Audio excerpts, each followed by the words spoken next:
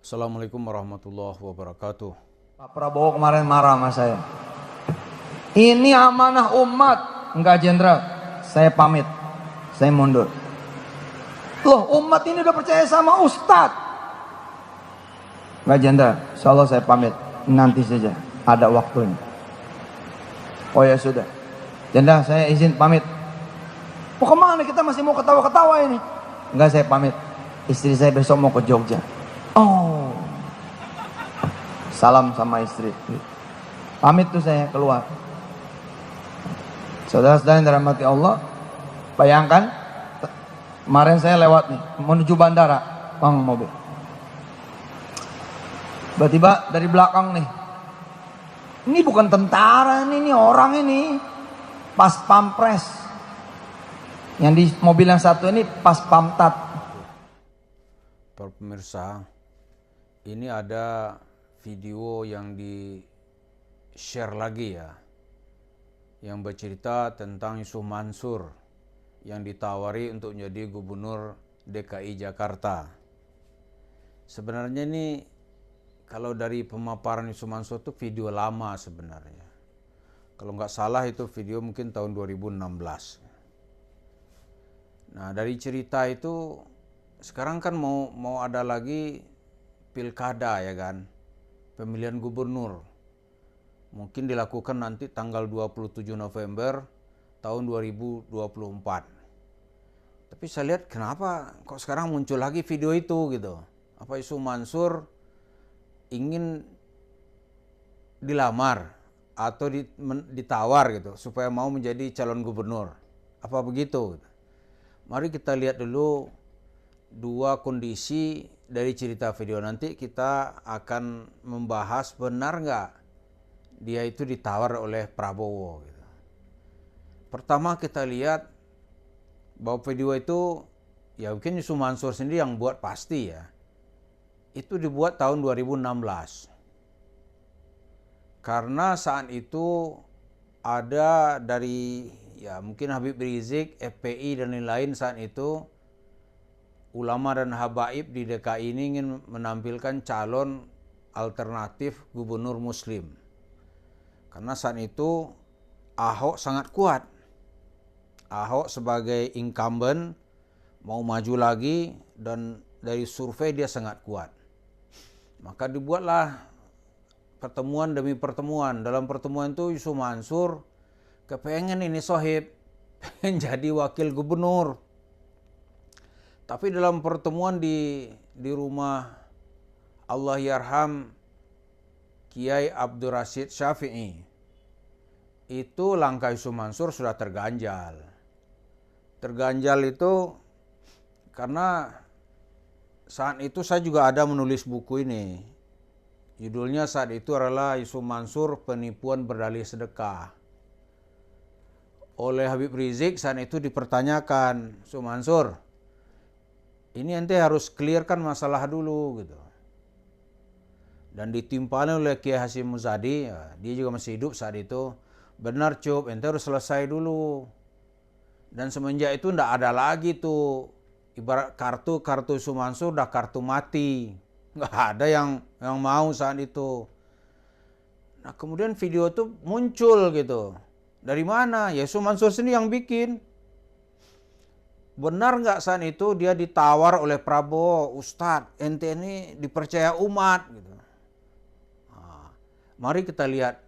Yang pertama ya, Prabowo di tahun 2017 itu berada dalam barisan oposisi. Dia komandan oposisi.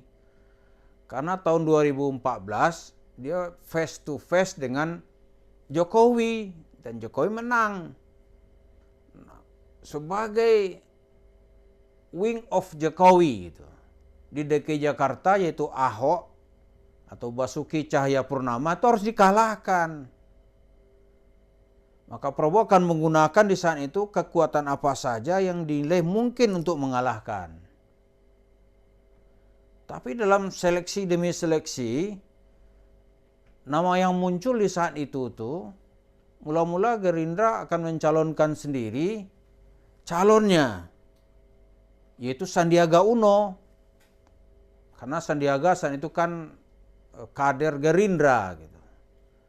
Tapi Sandiaga saat itu menurut penuturannya nggak merasa pede lah ya menghadapi Ahok yang punya begitu pengaruh besar dan disokong oleh presiden yang sedang berkuasa yaitu Jokowi.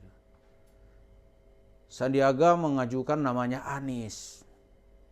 Anies tahun 2014 itu juru bicara kampanye Presiden Jokowi, lalu menjadi menteri gitu. Dimajukanlah gitu. Nah, Prabowo saat itu ada lagi calon yang juga sangat hebat, yang juga mantan menteri, ketua Partai Bulan Bintang, namanya Profesor Dr. Yusril Iza Mahendra. Di dua ini pilihannya, Yusril atau Anies gitu. Akhirnya pilihan terakhirnya jatuh kepada Anies Rashid Baswedan. Jadi nggak ada itu pilihan mau menawar atau pernah ada pilihan ke Yusuf Mansur gitu.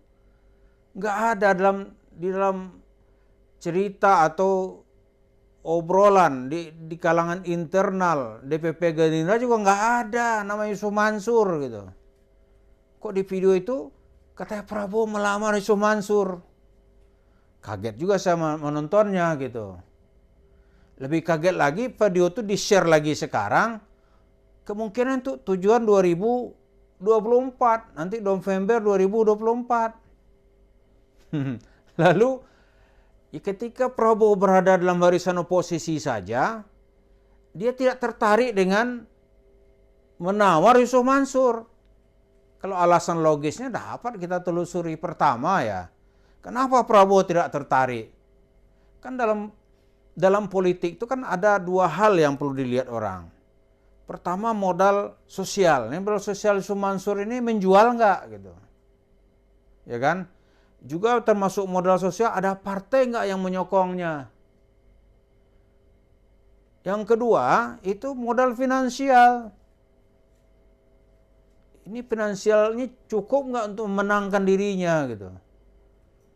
Kedua-duanya ini dilihat nggak ada pada Yusuf Mansur.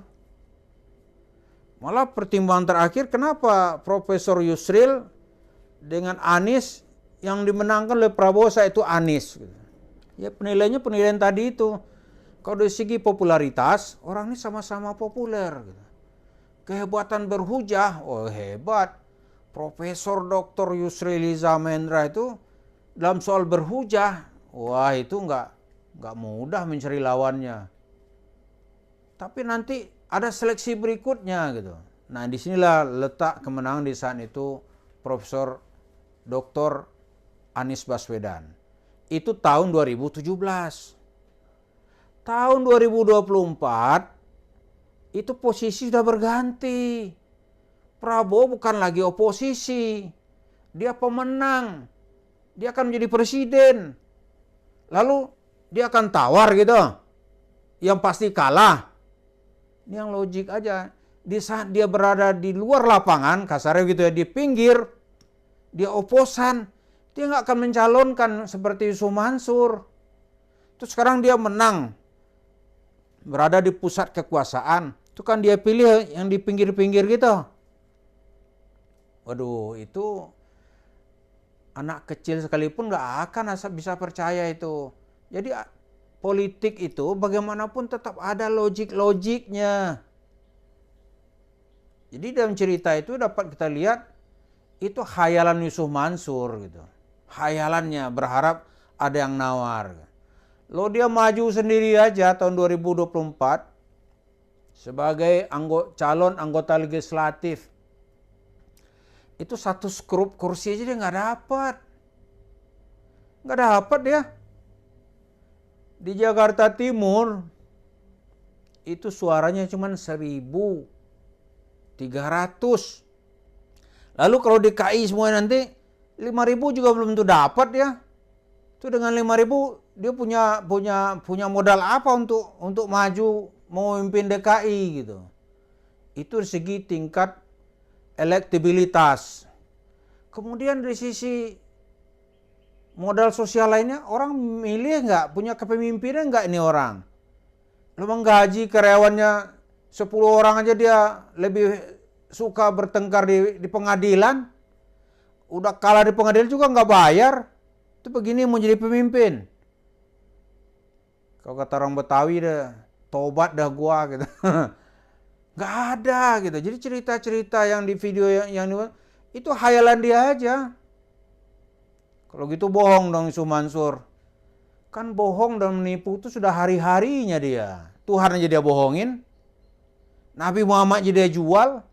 Apalagi ini cerita-cerita, oh Prabowo nelponannya, umat butuh ente Ustadz. Saya hakul yakin itu cerita bohong itu. Nggak ada. Prabowo walaupun dia kalah berapa kali, dia tetap dengan nilai-nilai yang logik dan rasional. Kan dia backgroundnya tentara. Militer nggak ada kecuali ada ukuran-ukuran logik. Kalau dia menyerbu, berapa dia harus tahu dulu tuh, berapa kekuatan musuh, senjata musuh apa gitu. Kemudian berapa pasukan yang diturunkan, senjatanya, pasti ada hitung-hitungan begitu. Nggak ada tuh dia membabi buta gitu. Oh, gila apa, matilah satu peluru nyasar aja menembus kepala seseorang prajurit bisa pecah kepalanya. Nah, gini seperti bertempur juga. Nih Yusuf Mansur maka kata Gibran yang nawarin sopo gitu. Akhirnya dibuatlah video itu menghayal aja sendiri seolah-olah ini ditawar supaya harganya naik gitu. Padahal mah aduh, nggak ada lah kalau dalam bahasa Arab ini kalam farik gitu. Kalam farik anta gitu kan. Ini nggak ada lah, omong kosong ada. Jadi upaya Yusuf Mansur ya udahlah, jadi perbaikilah hal-hal di sekitar dulu. Berdamailah dulu dengan masyarakat yang sudah dirugikan. Baru bicara nanti ke publik. Diterima apa enggak gitu. Jadi jangan membuat cerita-cerita halu. Karena semakin banyak cerita halusinasi dan cerita bohong yang dibikin, itu merusak Islam. Karena dia membawa simbol-simbol Islam. Begitulah apa komentar kita kepada Jam'an Nur Khatib Mansur. Mudah-mudahan di sini pendengar kita ini adalah orang-orang yang rasional, bisa berpikir dan menimbang setiap segala sesuatu itu sebelum ada keputusan. Terima kasih. Assalamualaikum warahmatullahi wabarakatuh.